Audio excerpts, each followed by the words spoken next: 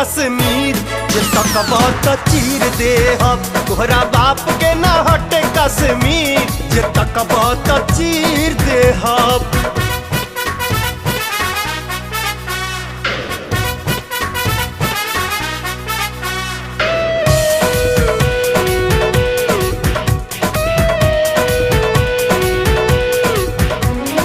छेड़ी नइखे छोड़े के बा हवा के रुख भी मोड़े के।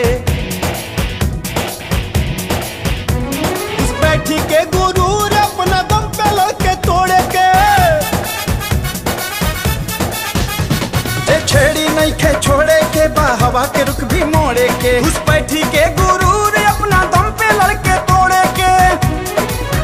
सोचबो बाटर जाई लांग दुनो काट ले हम टांगे। कोई इंच नहीं फने हम लकीर दे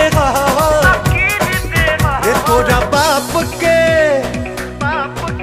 रे तोरा बाप के ना हटे कश्मीर, जे तकबा त चीर दे हम। तोहरा बाप के ना हटे कश्मीर, जे तकबा त चीर दे हम।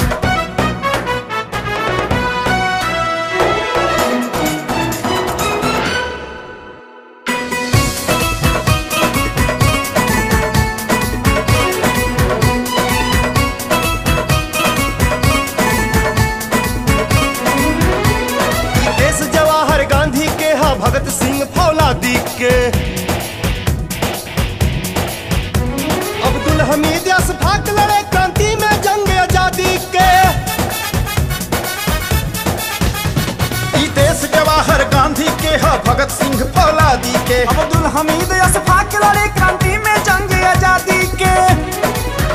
चाहे हिंदू मुसलमान सभे भारत माई के शान, ये तिरंगा खातिर नाप हम शरीर दे